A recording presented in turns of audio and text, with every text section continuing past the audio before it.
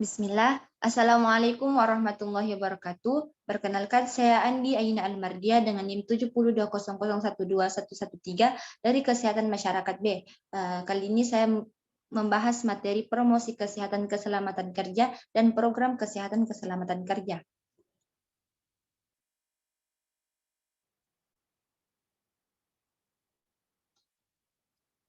Keselamatan dan kesehatan kerja merupakan suatu pemeliharaan dan upaya untuk menjamin keutuhan dan kesempurnaan jasmania maupun rohania tenaga kerja pada khususnya. Hasil karya dan budaya untuk menunjukkan masyarakat adil dan makmur pada umumnya. Sucipto 2014 juga menyatakan kesehatan kerja adalah sebuah upaya rangkaian usaha yang bertujuan untuk menciptakan suasana kerja yang aman dan tentram bagi karyawan yang bekerja di perusahaan bersangkutan. Kesehatan dan keselamatan kerja atau K3 menurut keilmuan adalah ilmu dan penerapannya secara teknis dan teknologi untuk melakukan pencegahan terhadap munculnya kecelakaan dan penyakit akibat kerja dari setiap pekerjaan yang dilakukan.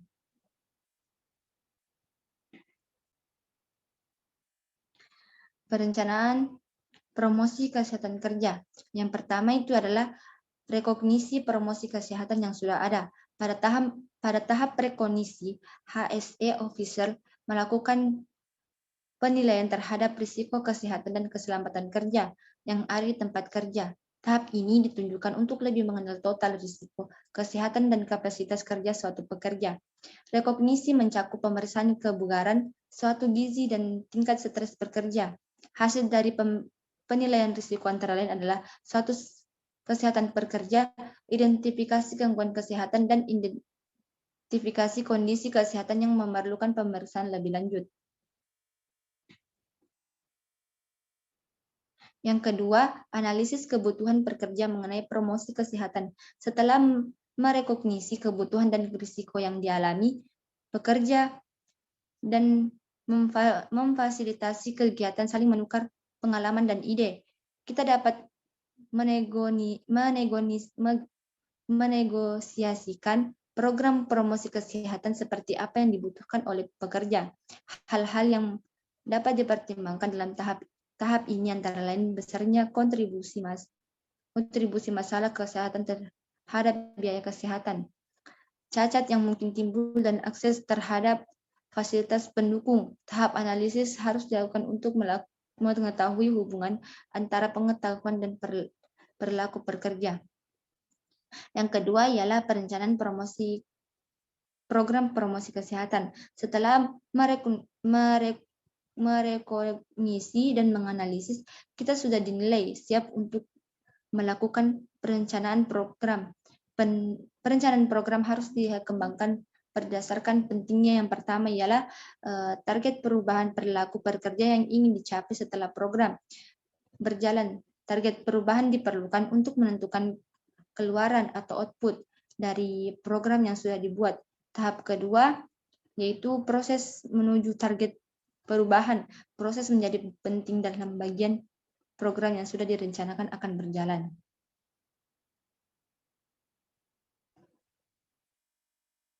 Yang keempat, komunikasi kepada pihak terkait. Untuk menyukseskan program, HSE officer bekerja sama dengan pihak manajemen dan pekerja. Hal penting dalam bekerja sama adalah komunikasi.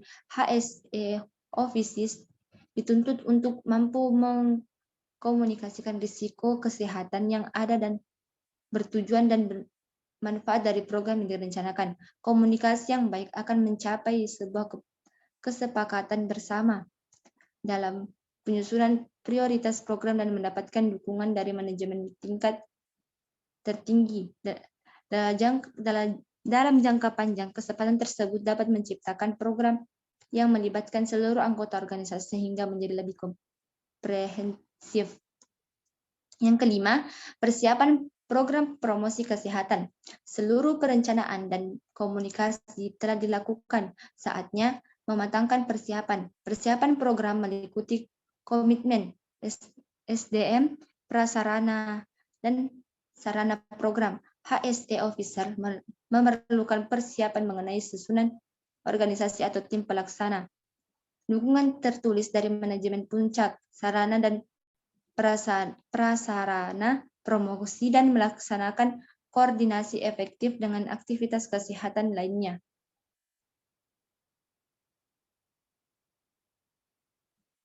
Yang keenam, implementasi. Implementasi program dapat dilakukan dengan beberapa metode, yaitu sesi kelompok, konsultasi program, dan praktek perilaku kesehatan. Sesi kelompok memungkinkan interaksi antara teman sekerja sehingga dapat saling memberikan dukungan dan meningkatkan pengetahuan. Sedangkan sesi konsultasi personal dilakukan untuk pelaksanaan terapi perilaku. Sesi konsultasi dilakukan secara on by on. Metode terakhir adalah praktek perilaku sehat, di mana pekerja langsung mempraktekkan apa yang sudah dipelajari. Dalam mempraktekkan perilaku sehat, perlu adanya keterlibatan lingkungan dan orang-orang terdekat seperti keluarga dan teman dekat. Pada praktiknya, pekerja dapat mengurangi pola hidup tidak sehat seperti merokok, gerak badan kurang, dan sering begadang.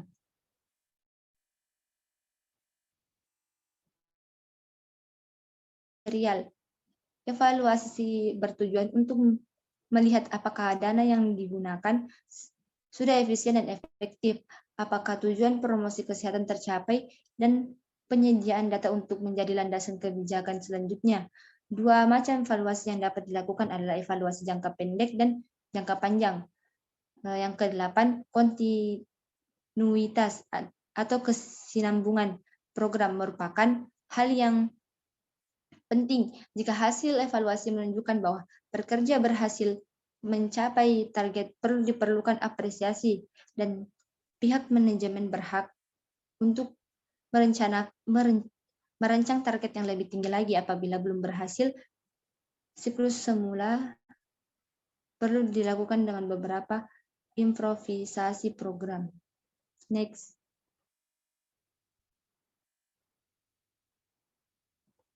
Program kesehatan keselamatan kerja. Yang pertama, jaminan keselamatan dan kesehatan kerja. Jaminan keselamatan dan kesehatan kerja para tenaga kerja harus diprioritaskan atau diutamakan dan diperhitungkan agar tenaga kerja merasa ada jaminan atas pekerja yang jam kerja dan yang jam kerja.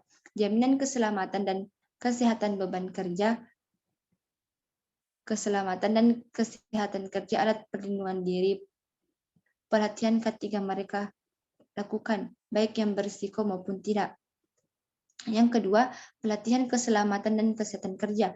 Pelatihan keselamatan dan kesehatan kerja adalah pelatihan yang disusun untuk memberi bekal kepada personel yang ditunjukkan perusahaan untuk dapat menerapkan ketiga di tempat kerja. Pelatihan ketiga bertujuan agar karyawan dapat memahami dan berperilaku pentingnya keselamatan dan kesehatan kerja, mengidentifikasi potensi bahaya di tempat kerja, melakukan pencegahan kecelakaan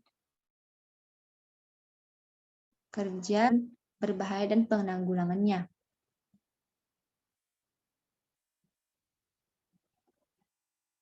Yang ketiga, alat perlindungan diri. Menurut Muhammad Sabir, alat perlindungan diri adalah kelengkapan yang wajib digunakan saat bekerja sesuai kebutuhan untuk menjaga keselamatan kerja itu sendiri dan orang di sekelilingnya. Pada umumnya, alat-alat tersebut terdiri dari satu, safety helmet, berfungsi sebagai pelindung kepala dari benda yang bisa mengenai kepala secara langsung. Yang kedua, tali keselamatan, berfungsi sebagai alat pengaman ketika menggunakan alat tradisional ataupun peralatan lainnya yang serupa seperti mobil, pesawat, alat berat, dan lain-lainnya.